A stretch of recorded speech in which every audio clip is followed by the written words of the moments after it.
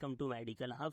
तो आज के इस लेक्चर में हम पढ़ने वाले हैं अपने बायो फार्मास्यूटिक्स के सेकंड पार्ट को, यूनिट फर्स्ट की, जिसमें हम फर्स्ट पार्ट में देख चुके हैं mechanism of drug absorption through GIT, absorption of drug non per oral extravascular root.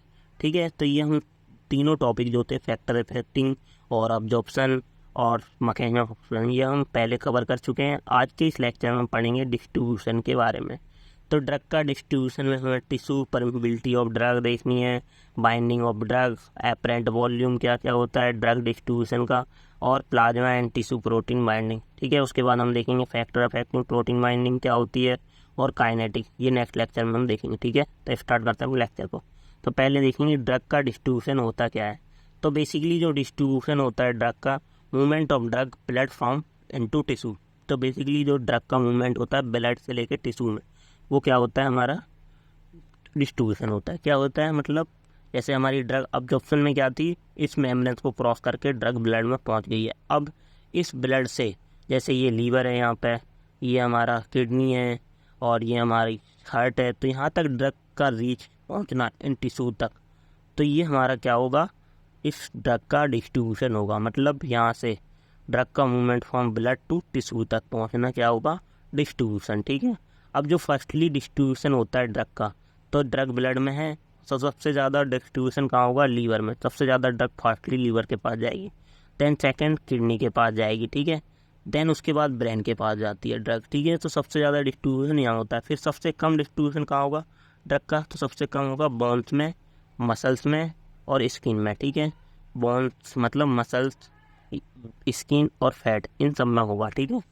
Then distribution की डेफिनेशन क्या लिख सकते हो, distribution is the reversible transfer of drug between one compartment to another compartment. ठीक है, मतलब ब्लड से tissue, तो ये हमने कंपार्टमेंट माना है, तो इसमें रिवर्सिबल प्रोसेस है कि टिश्यू से ब्लड में भी ड्रग आ सकती है और ड्रग से वो टिश्यू से वो ब्लड से टिश्यू में भी ड्रग पहुँच सकती है। तो मतलब रिवर्सिबल प्रोसेस है, इधर से इधर जा सकती है ड्रग। ठीक है, तो distribution is the reversible transfer of drug between one compartment to other.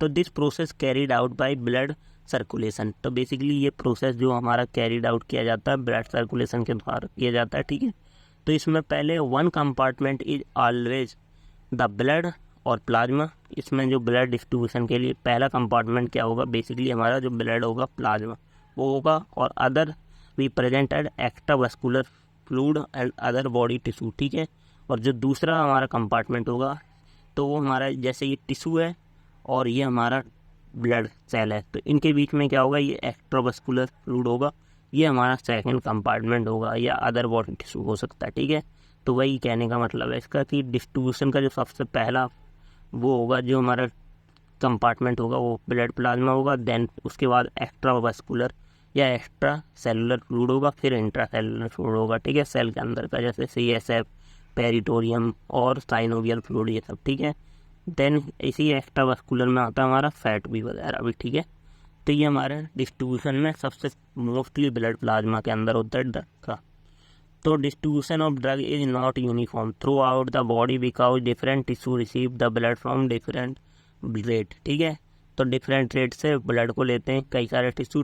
जो ब्लड का डिस्ट्रीब्यूशन होता है वो यूनिफॉर्म नहीं होता है। ठीक है, हमारी बॉडी में तो डिफरेंट रेट से हमारा ड्रग ट्रांसफ़र होता है या एक्सटेंड आउट होता है, मतलब एक्सटेंड पहुंचता है। ठीक है, तो फैक्टर अफेक्टिंग ड्रग डिस्ट्रीब्यूशन। ठीक है, डिस्ट्रीब्यूशन, तो इसमें हमारे बेसिकली दो टाइप के फैक्टर आते हैं, तीन टाइप के फैक्टर आते हैं, सॉरी। तो पहला फैक्टर है इसमें टिश्यू परमिबिलिटी ऑफ ड्रग। ठीक है, तो बेसिकली इसमें हमारे तीन फैक्टर हैं।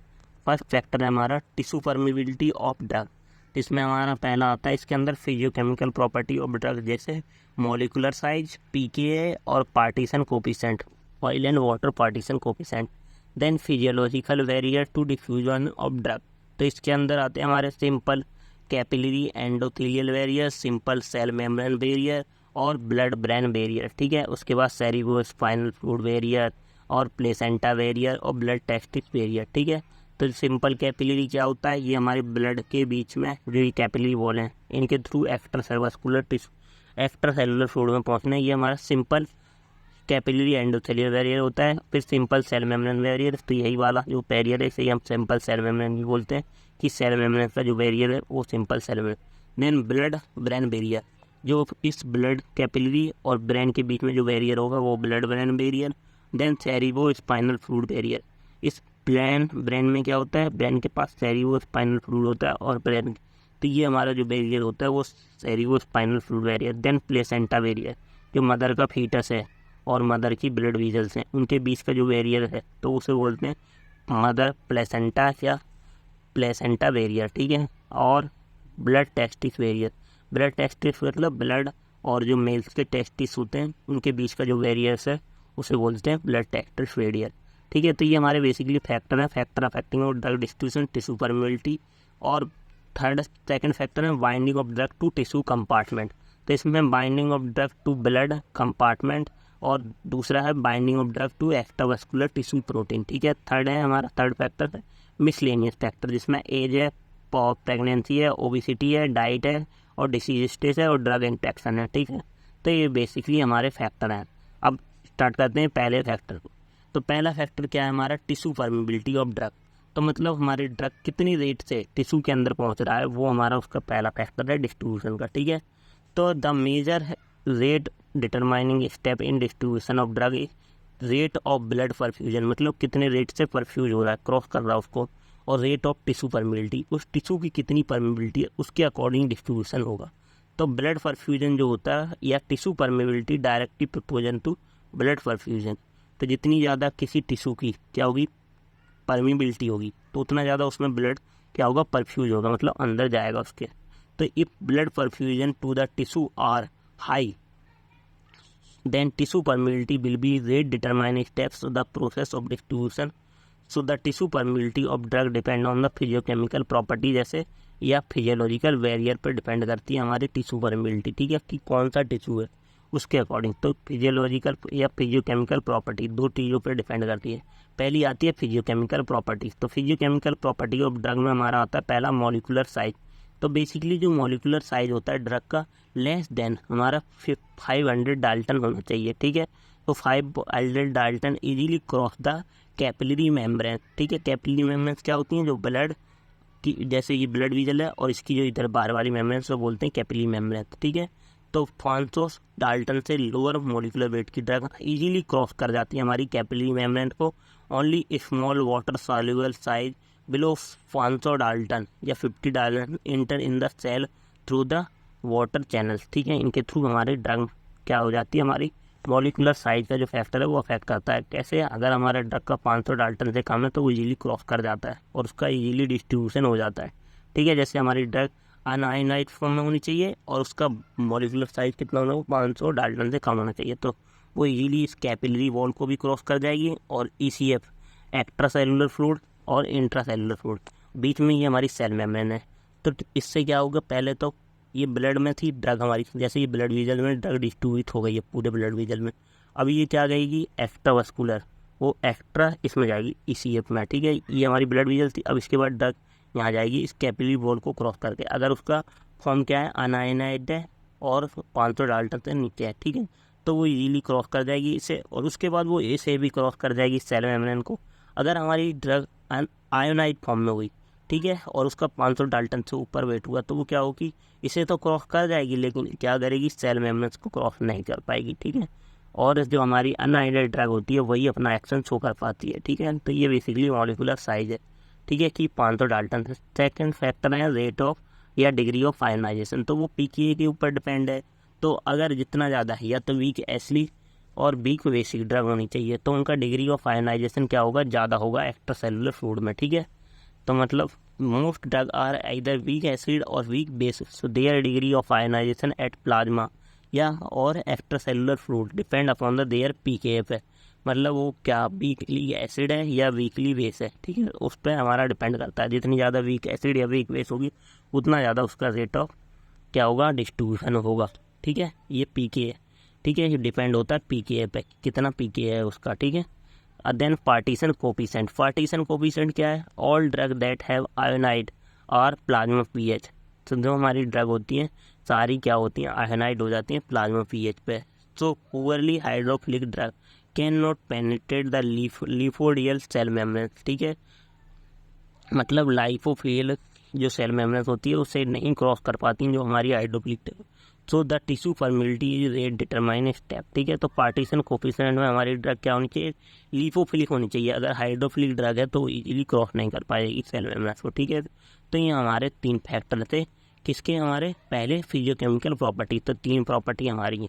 अब उसके बाद आते हैं, दूसरा आता है physiological barrier of to distribution of drug, ठीक है। तो बेसिकली पहला जो बैरियर है हमारा वो होता है सिंपल कैपिलरी एंडोथेलियल बैरियर, जिससे the membranes of capillary are unicellular in thickness, ठीक है। तो जो बेसिकली ये सिंपल कैपिलरी एंडोथेलियल बैरियर होता है, ये क्या होता है, यूनिसेलुलर, और इसकी जो थिकनेस होती है वो बहुत कम होती है, ठीक है। और इसमें जो so having wait under 600 Dalton cross the barrier, example for plasma protein, ठीक है। तो इस बैरियर को इजीली, जैसे जिसका वेट क्या हो 600 डाल्टन से कम हो ड्रग का, ठीक है, तो वो इजीली क्रॉस कर जाती है इस बैरियर को, ठीक है। तो जो जिस ड्रग का वेट क्या होता है, जैसे ये ब्लड है हमारा, ब्लड की कैपिलरी वॉल है, और ये हमारा ECF है, ये ICF है। तो बेसिकली ये डायग्राम आप बना के आओगे सिंपल कैपिलरी एंडोथेलियल बैरियर में, ठीक है।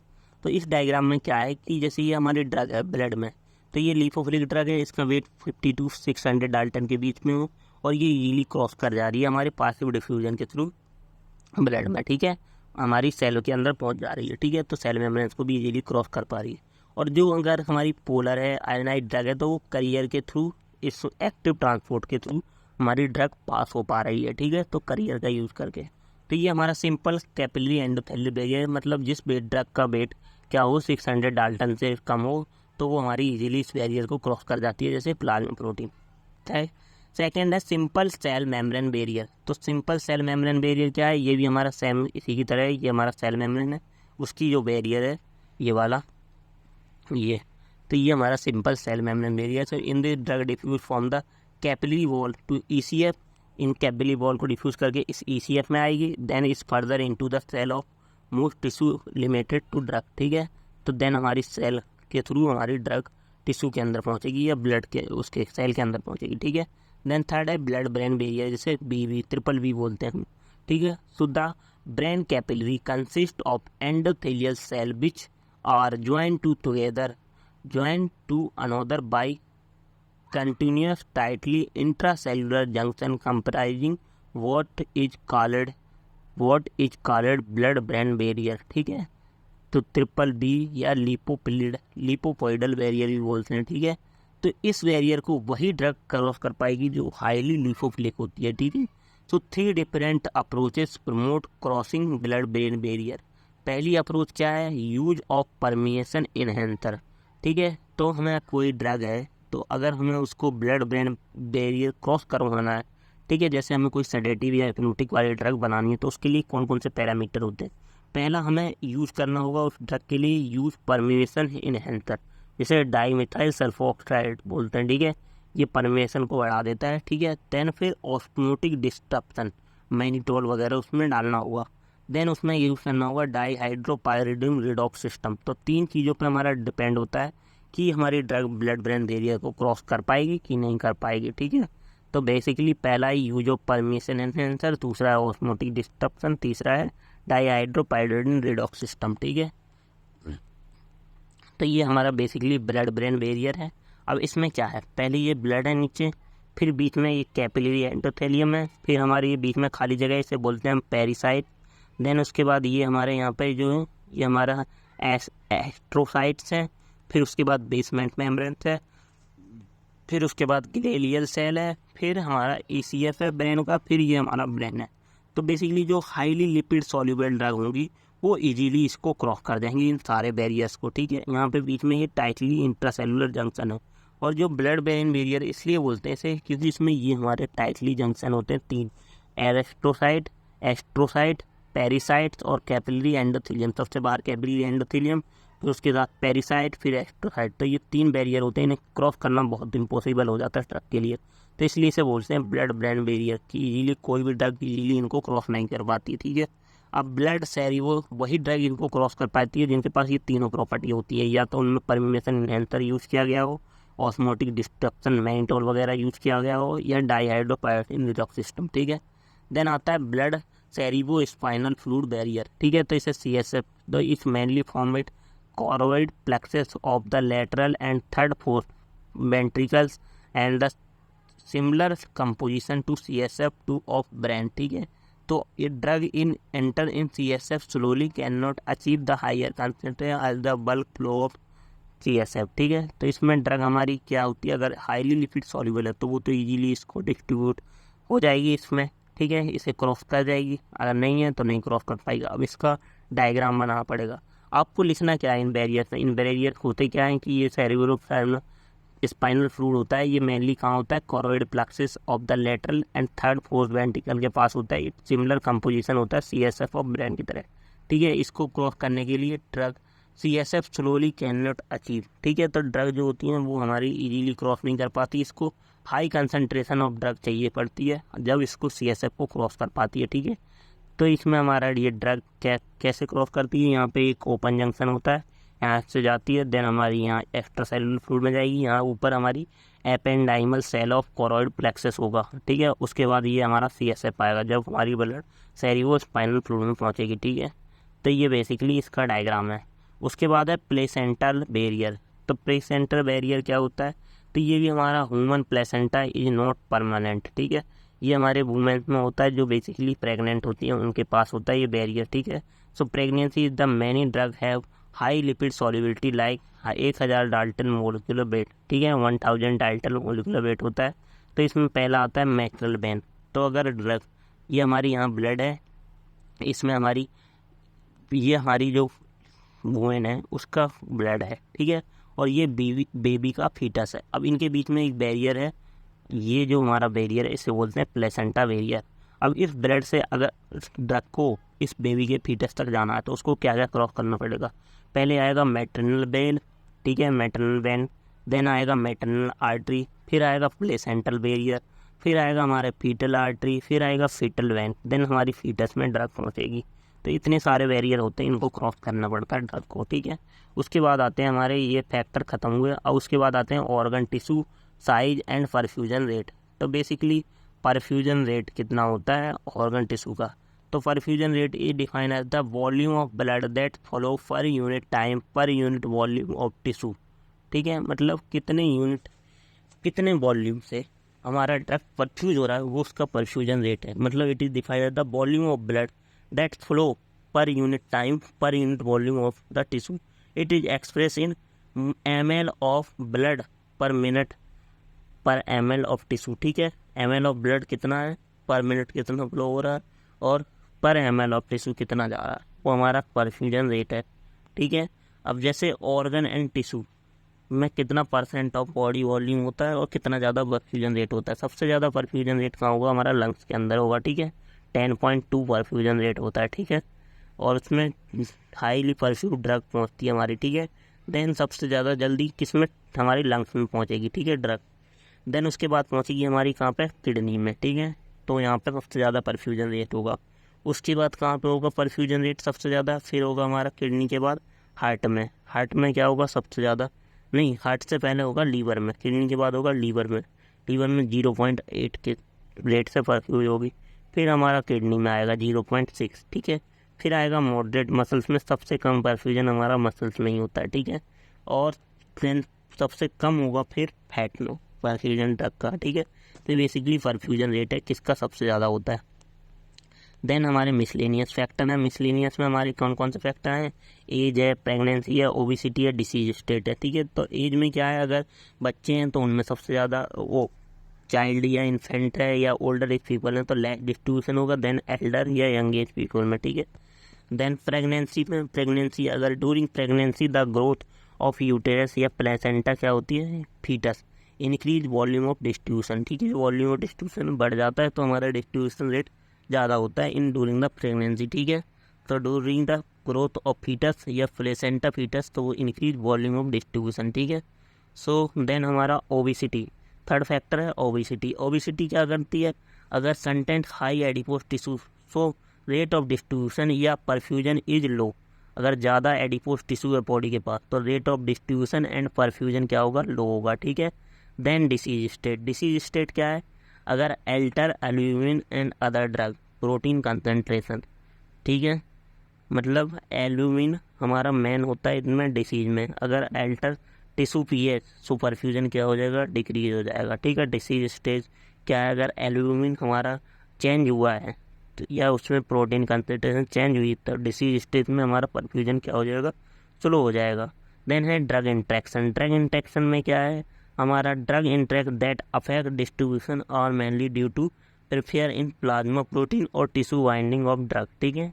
सो ड्रग इंट्रैक्शन क्या है, अगर हमारा ड्रग इंट्रैक्शन अफेक्ट कर रहा है प्लाज्मा प्रोटीन को और टिश्यू बाइंड ऑफ ड्रग को तो डिस्ट्रीब्यूशन मेनली अफेक्ट होगा, ठीक है। तो ये हमारा बेसिकली डिस्ट्रीब्यूशन के फैक्टर थे और डिस्ट्रीब्यूशन क्या होता है। Thank you.